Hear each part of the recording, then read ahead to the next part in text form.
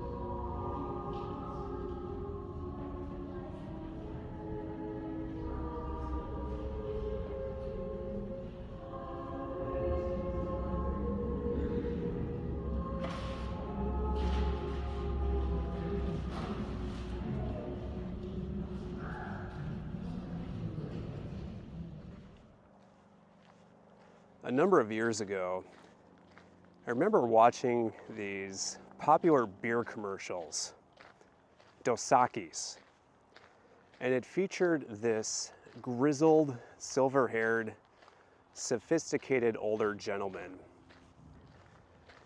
And they always dubbed him as the world's most interesting man. So they would list off just all these crazy accomplishments that he had done during the course of his life. After visiting San Xavier Mission, just south of Tucson, and learning about Father Kino or Padre Kino, however you want to call him, it kind of got me wondering, did they take that moniker and base it off Padre Kino? So to give a preview for this episode, I think I'm just going to break this up into 3 parts. Number 1, the most interesting man in the 17th century world, Father Kino, just everything that he did, especially in this part of the world. I'm also going to touch on the Mormon Battalion. Yes, the Mormon Battalion had a role very briefly just coming across the San Xavier Mission. It was weird as I was trying to find some interesting pieces of history with this, because on their website they list, these Catholic religious orders, and all of a sudden, out of the blue, it mentions how the Mormon Battalion passed through. at one point. So I want to touch on that. And then also you may have noticed there's a little bit of a mummy inside this particular church. So I was trying to find some information about that. It seems like a lot of it may be myths, but sometimes myths can be a little bit fun to go down the rabbit hole. So based off recent feedback, it seems like a lot of you guys like these prayer walks or these walk and talks. Just to give a quick note for my regular viewers, you may notice, and I don't know how this is coming across right now, I got back from Arizona 2 weeks ago, and I was only there for less than 48 hours. But I came back with a major illness, sickness. I don't know if I drank some water that I wasn't supposed to or what. Maybe could it be allergies as well. So my voice, I lost it for a few days. And then there's always like, when I get sick, there's like 2 days where my voice gets really deep. I call it my Barry White voice.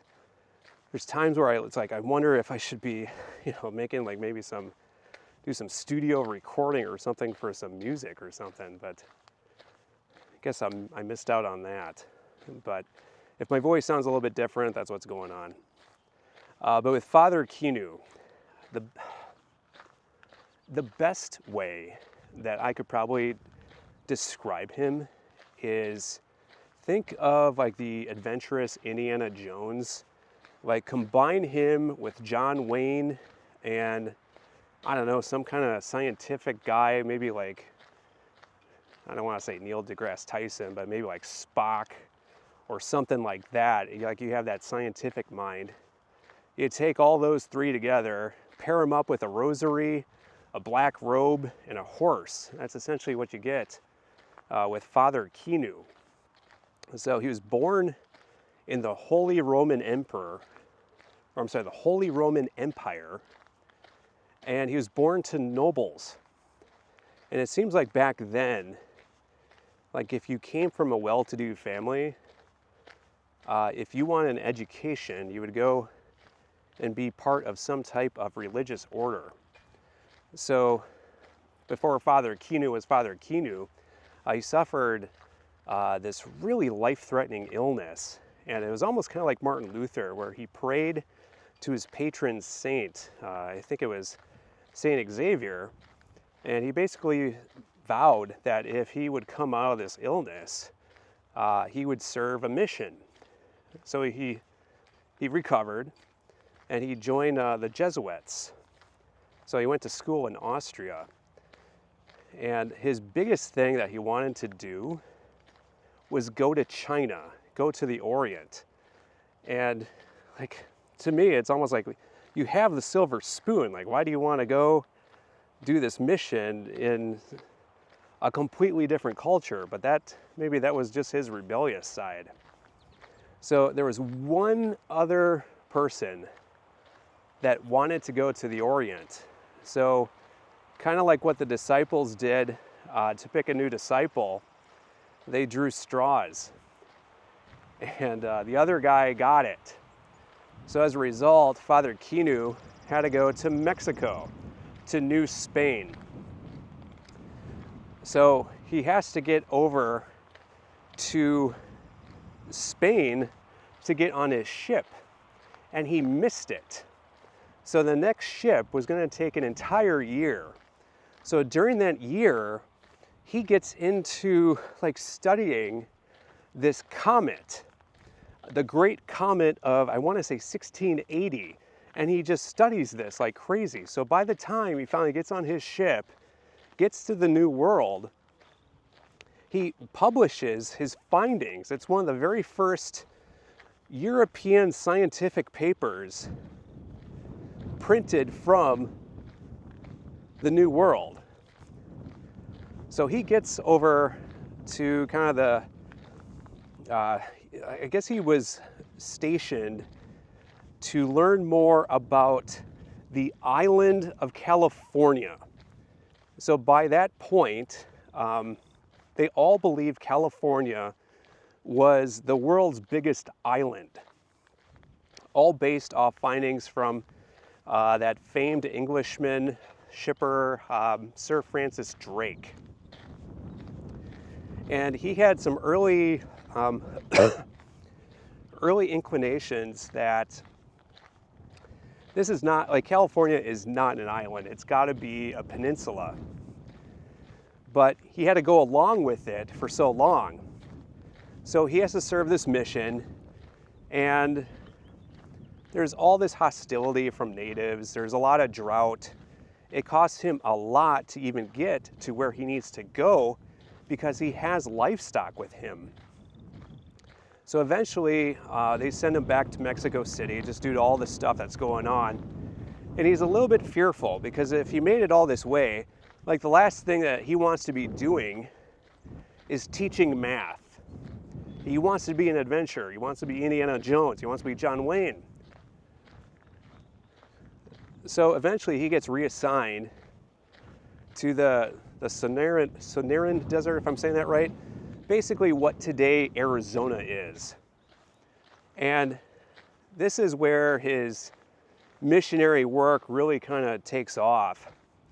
So he finds all these different indigenous tribes, and he's just on horseback. He's going all over this area, and one of his passions is to create maps. So he's creating some of the most detailed, accurate maps ever. Even after he passed away, they were still using his maps 150 years later. And so he's finding out especially based off all the ancient trade routes of these civilizations and the tribes back then. So eventually, 1692 comes around. And this is where he meets the tribe of the Tohono O'odham, which translates to desert people. And he comes across this village called Walk, which the spelling is different. It's W-A:*K, and that translates, I think, to water place, based off the language of the Tohono O'odham. So one of the interesting things that he learns is the colonialization of New Spain that's going on. A lot of times what would happen is if one of the members of the tribe converted to Christianity, they would immediately be enslaved, and they'd have to go work in the silver mines. And Father Kino was big on just humanity. He didn't believe in that. And one of the things that really gained his acceptance, especially in this new world, was he would travel thousands of miles to protect anyone who got baptized by him as a new Christian. So I guess he eventually got it figured out and settled with a council that after baptism, like, you couldn't be enslaved 20 years after baptism, which to him was still too much. So over time, he decides to start building the church nearby where San Xavier del Bac mission is right now. And they never quite got it going, but just due to his impact and the way that he was able to talk with people. Not only that, but he also, because of his livestock, he was showing these tribes how to be a rancher. So not only is he this Italian priest to these indigenous tribes, just this complete outsider, but he's also showing them with his sheep and his goats and his cattle, like how to nurture them, how to make them rise. So he started with 20, and I guess by the time that he had passed away, his livestock had grown to about 70,000 when it was all figured out. So he was Arizona's first rancher as well. So eventually, 1711, he passes away, and like I guess one of the things I read online is he was great at establishing the conversion process, maybe not so much, because it was kind of like with Paul, where he's just kind of like taking the bits of what some of these tribes understand about spirituality and kind of merging and meshing that with the Christian faith. So as a result, when the new Jesuits missionaries come in, like they're expecting like full adherence to the Catholic faith, and it's nothing like that. It is like, I was kind of thinking about it, it's like a slang spirituality for what they were walking into. So eventually, so Father Kino, he dies 1711. By 1767, there's all this upheaval in Spain.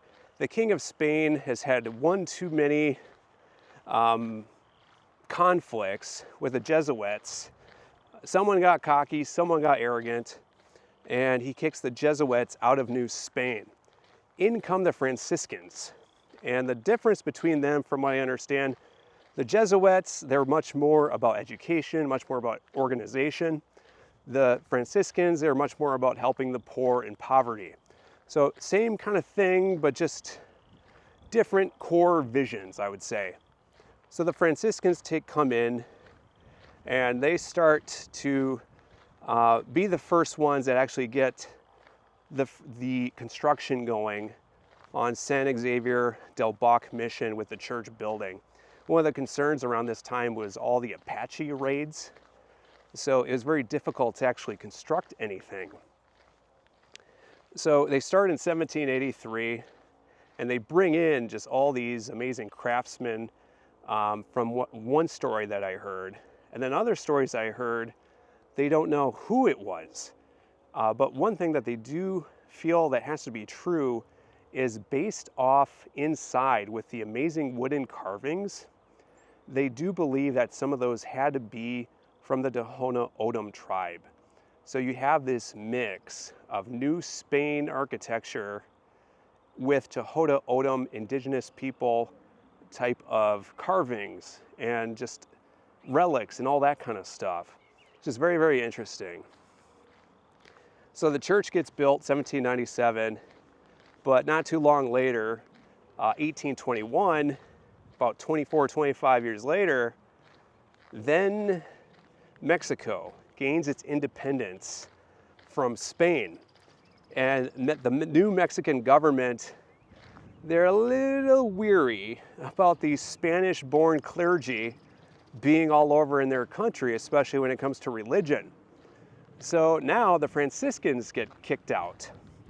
And now you have this beautiful white dove of the desert, San Xavier del Bac mission, and now there is no religious authority governing this amazing oasis of a building. So years go by, let's say about 25 years, and then 1846 happens. What happened in 1846? This is when the Mexican-American War starts up. And at the same time, as I record this, you know, as a member of the Church of Jesus Christ of Latter-day Saints, having done other videos researching some of these videos, I learned that, you know, Joseph Smith had just been martyred. Brigham Young is now the new president, prophet, seer, revelator in the church, and they are being persecuted. They're kicked out of Missouri. They're kicked out of Illinois. And they're kind of on these tribal lands in Council Bluffs, Iowa. And they're making all these plans to head out west, out to Utah. And all of a sudden, this war breaks out between the Mexicans and Americans. And I don't know who saw the opportunity, but Brigham Young starts working with President Polk, some type of alliance of sorts, to maybe help out with everything that's going on there. So these U.S. Army recruiters come in, and no one wants to join them until Brigham starts to kind of tell the benefits of how this will help. the Mormon / Latter-day Saint people. So eventually they get a battalion together, and they start marching with the longest, or one of the largest, American military marches in history, going from Council Bluffs, Iowa to San Diego. Well, over this time, you have the lieutenant colonel, I guess one of them passes away. And then there's also some disagreement with the next one that comes on board. So they bring in Lieutenant Colonel Philip St. George Cook. He takes over in Santa Fe, and he leads the Mormon Battalion from Santa Fe to San Diego. And then in November 1846, they get into what's called the Battle of the Bulls. So they're marching, and some of these bulls were so territorial, all thanks due to a lot of run-ins with some like the Apaches wouldn't even touch these things. And like they were dealing with other type of predatory type of animals like cougars. So anything that came near them, they were very offensive and would go after them. So when the Mormon Battalion came in, like they start charging them. And you know, there was several injuries. Several of these bulls were killed. Some of them gored some of the Mormon Battalion's mules. And you know, they're kind of hurt.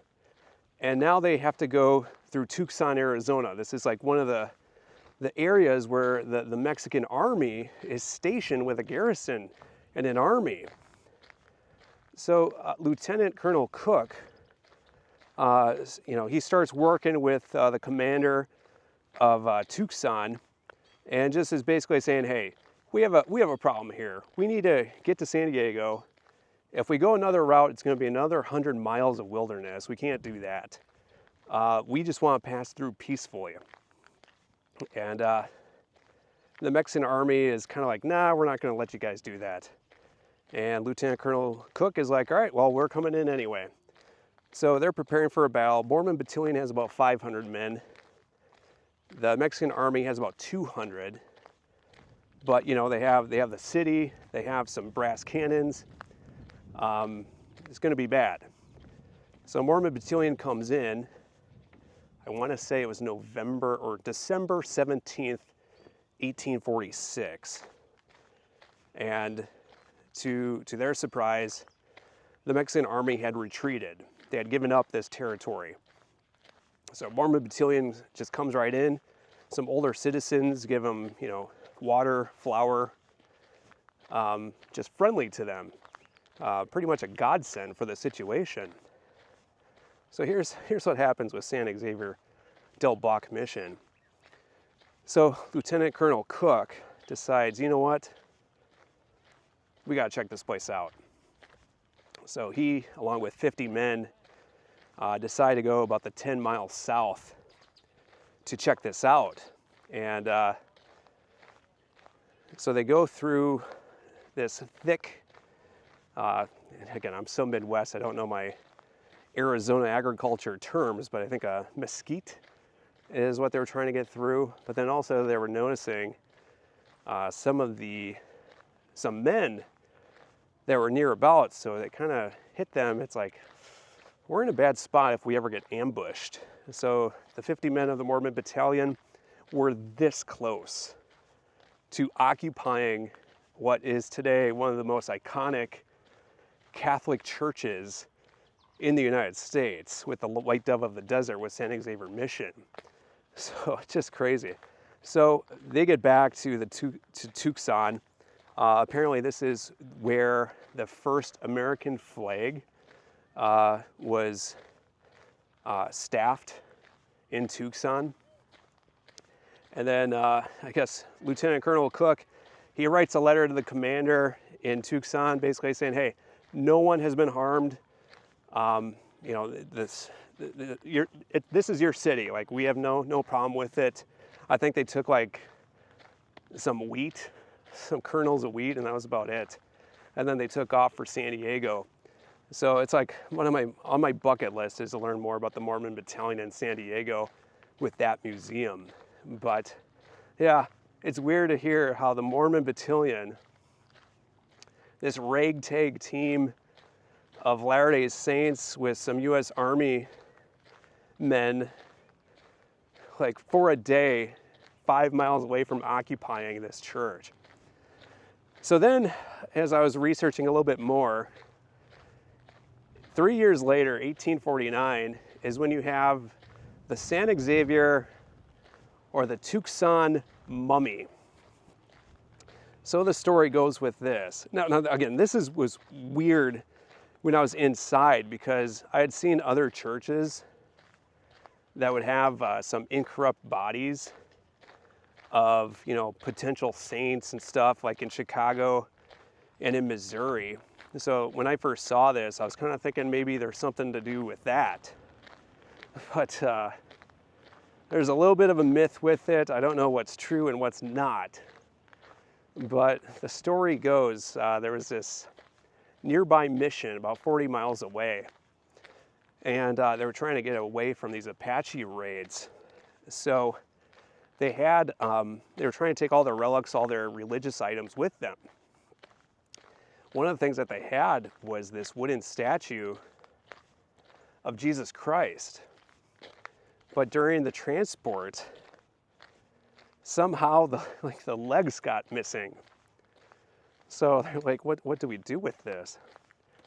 So during this time, the San Xavier mission, this church building, again, it was kind of neglected. So they decided to put it in a glass coffin. And with the glass coffin, they wrapped it up so you couldn't see that the legs were missing. And yeah, so then they just kind of position it where it was like this saint. So in a way, this almost was like a spiritual scarecrow against Apache raids, because do you really want to raid a church where you have a body inside whose body didn't decay? That would freak people out, especially, you know, we have Cinco de Mayo coming up here in the beginning of May. So, like, that's kind of the myth for what they were originally trying to do with this in around 1849. I don't know if it's true or not, but that was just one thing when you're reading online, when you're going down these rabbit holes, like, you don't know what you're gonna find. So, yeah, but now I think they converted it and regenerated it into like this statue for Saint Xavier, just kind of named after the mission church and everything like that. But yeah, San Xavier Mission, 10 miles south of Tucson, Arizona. It is a very touristy church. I was surprised just how many people were there the day I was there. I understand there's about 200,000 visitors each year. They have all these kind of pop-up taco shops and you know, little vendors that kind of sell little kind of souvenirs there as well. If you're ever in Tucson, Arizona, it's well worth taking a look into it. Before I wrap up this video, we're doing our fundraiser for St. Jude Children's Research Hospital. Want to say thank you very, very much. Last I looked, we were over $31,000. Our goal by the 52nd and final church is to have hit $52,000, hopefully $35,000, because we have a Good Samaritan anonymous donator who's offering to do a 2-for-1 match. So if we hit $35,000, we will have hit our goal of helping out families in need with $52,000. So everyone that has said prayers, everyone that has donated, you guys are awesome. Thank you very much for all the support.